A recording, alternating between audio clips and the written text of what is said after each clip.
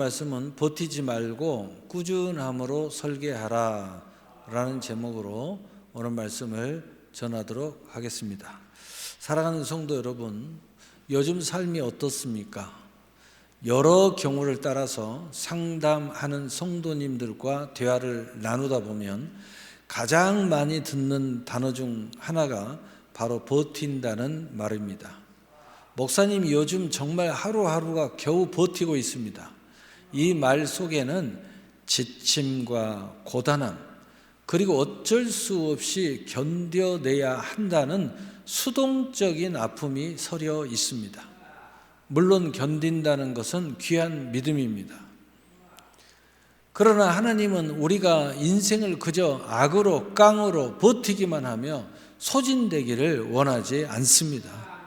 버티는 인생은 외부 환경에 휘둘리지만 설계하는 인생은 하나님의 약속 위에 오늘을 만들어 갑니다. 오늘 저는 여러분과 함께 막연한 버티기를 끝내고 거룩한 꾸준함으로 인생을 새롭게 설계하는 믿음의 법을 나누고자 합니다. 첫째, 기분에 맡기지 말고 거룩한 루틴을 설계하십시오. 오늘 본문 다니엘 6장 10절, 오늘 본문은 아니지만 오늘 일의 본문입니다. 다니엘의 유대한 승리의 비결이 나옵니다. 그는 왕 외에 다른 신에게 기도하면 사자굴에 던진다는 조서에 왕의 도장이 찍힌 것을 알고도 어떻게 합니까? 전에 하던 대로 하루 3번 기도합니다. 여기서 중요한 것은 전에 하던 대로입니다. 우리 따라서 합시다. 전에 하던 대로. 중요한 루틴이, 이게 좋은 루틴이든 나쁜 루틴이든 거룩한 루틴이든 절대적으로 우리에게 영향을 미친다는 의미예요. 사람은 위기가 찾아오고 어려움이 찾아오면 하던 대로 합니다. 무의식 중에 합니다. 그런데 진짜는 뭐냐? 내가 승리할 수 있는 거룩한 루틴을 가지라는 거예요. 다니엘이 위기를 다쳤을 때 갑자기 특별 기도를 시작한 게 아닙니다. 그가 평소에 기도의 시스템, 즉 거룩한 루틴이 설계되어 있던 사람입니다. 사랑하는 성도 여러분, 기분이나 감정에 신앙을 맡기지 마십시오. 인생을 맡기지 마세요. 뭘 하는데 기분 따라 하지 마세요. 감정 따라 하면 안 됩니다. 기분 좋을 때 기도하고, 기분 좋을 때 일하고, 기분 좋을 때 뭐 하고, 마음 내킬 때 봉사하는 것은 버티는 힘이 없습니다. 감정이 흔들려도 무너지지 않는 예배의 자리, 기도의 자리, 봉사의 자리, 일터의 자리라는 시스템을 설계하십시오. 그 꾸준함이 위기의 순간에 여러분을 지탱하는 강력한 기초석이 될 것입니다. 1911년 인류 최초로 남극점을 정복하기 위해 아문센과 스콧이라는 두 탐험가가 경쟁을 벌였습니다. 결과는 아문센의 승리였습니다. 그 비결은 무엇이었을까요? 스콧의 팀은 날씨가 좋으면 무리해서 행군하고, 날씨가 나쁘면 텐트 안에서 날씨가 좋아지기만 기다리며 버텼습니다. 하지만 아문센의 팀은 달랐습니다.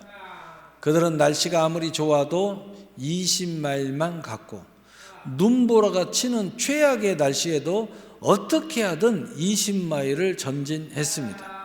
이것이 그 유명한 20마일 행군 원칙입니다. 우리의 신앙도, 우리의 삶도 마찬가지입니다.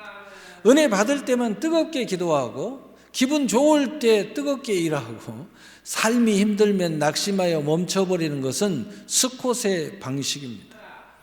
그러나 진짜 승리하는 신앙인은 환경과 감정에 상관없이 오늘 내가 하나님 앞에 약속한 20마일의 기도와 자리의 자리, 나를 성장하는 공부의 자리, 내가 반드시 일해야 하는 일터의 자리를 지키는 사람입니다.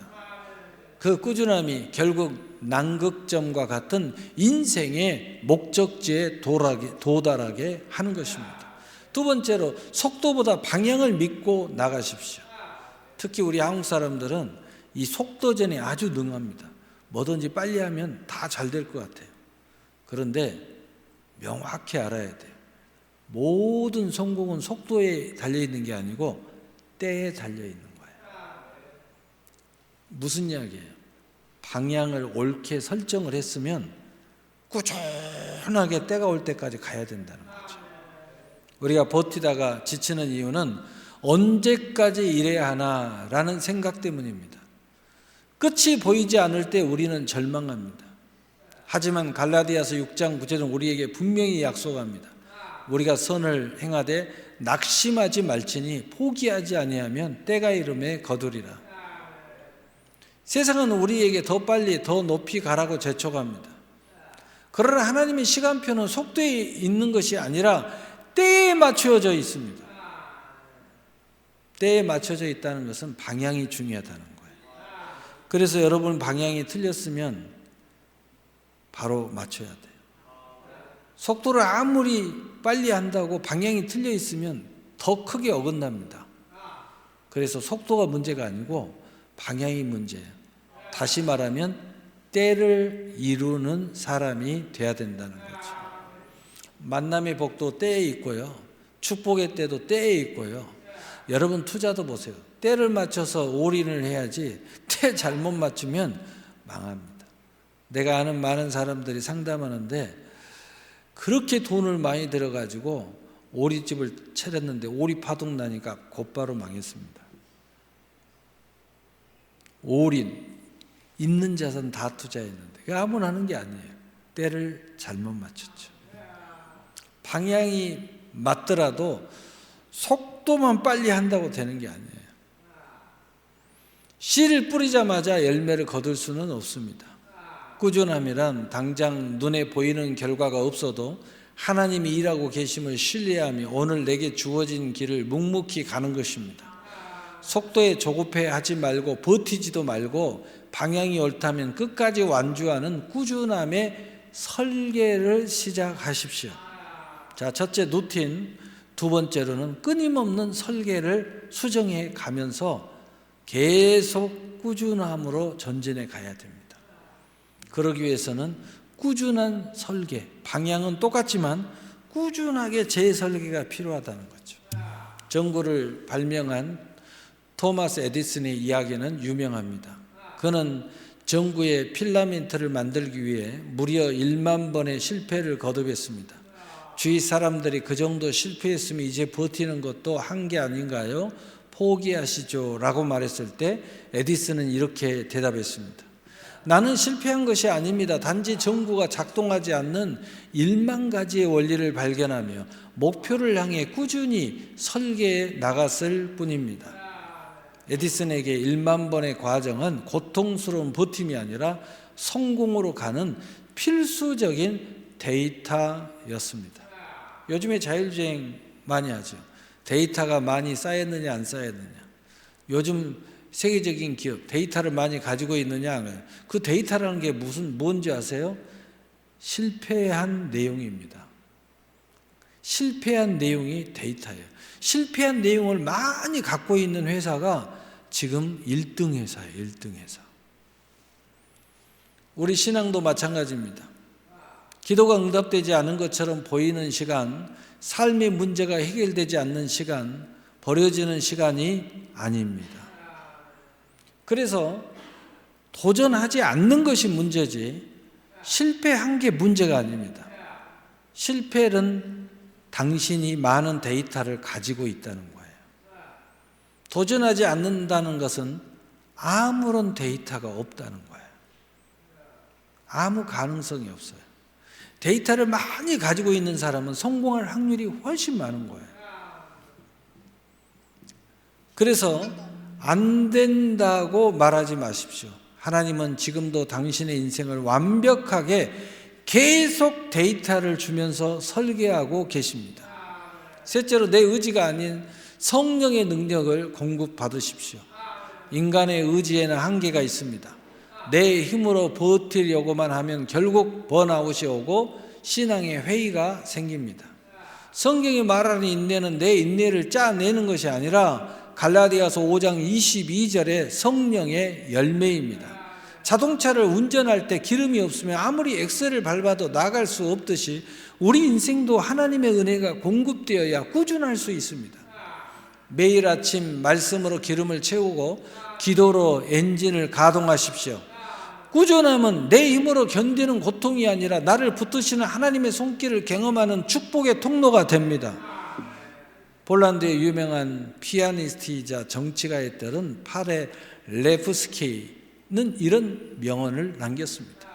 내가 하루를 연습하지 않으면 내가 알고, 이틀을 연습하지 않으면 비평가가 알고, 사흘을 연습하지 않으면 청중이 압니다.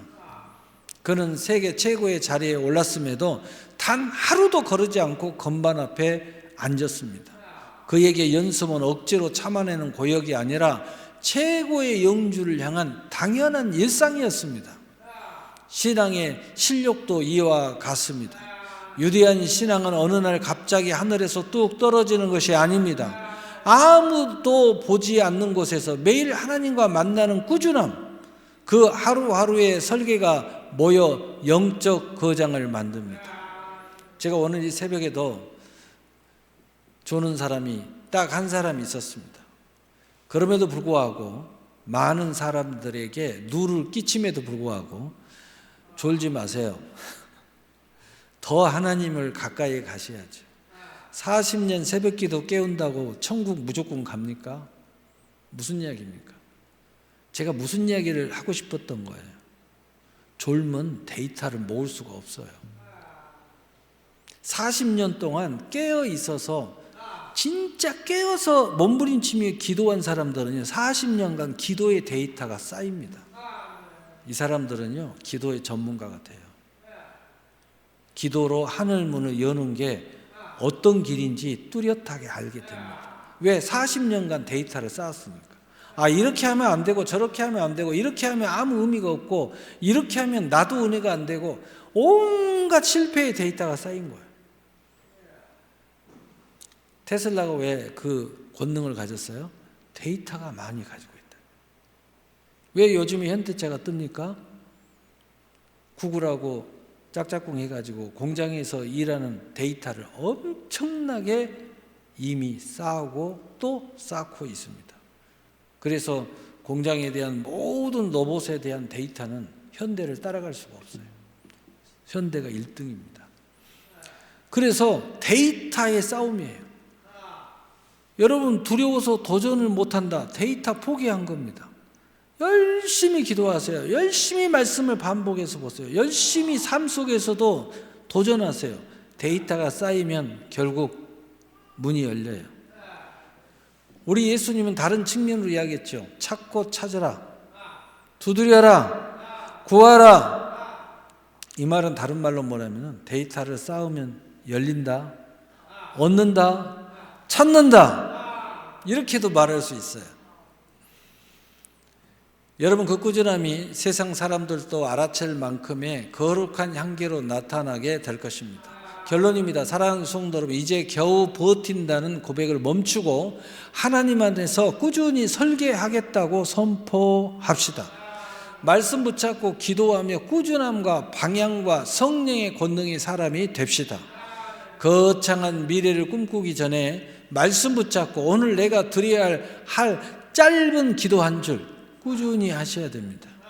반복하셔야 됩니다. 멈추지 말아야 됩니다.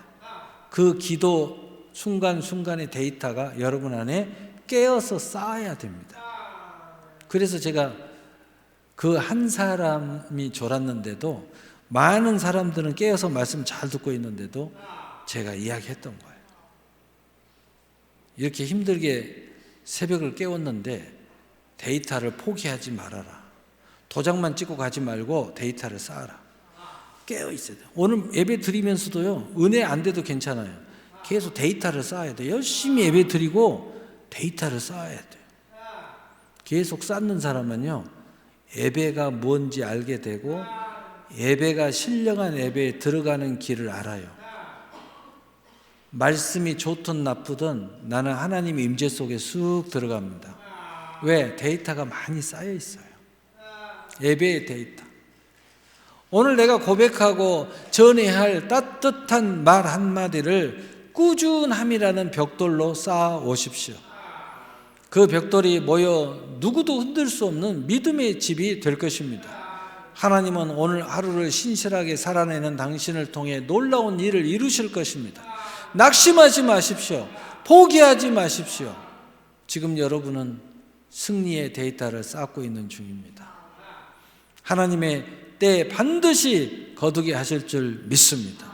사랑하는 성도 여러분, 말씀과 기도로 꾸준함, 그리고 방향, 그리고 성령의 사람으로 하나님의 설계의 주인공으로 성취하시기를 우리 주 예수 그리스도의 이름으로 축복합니다.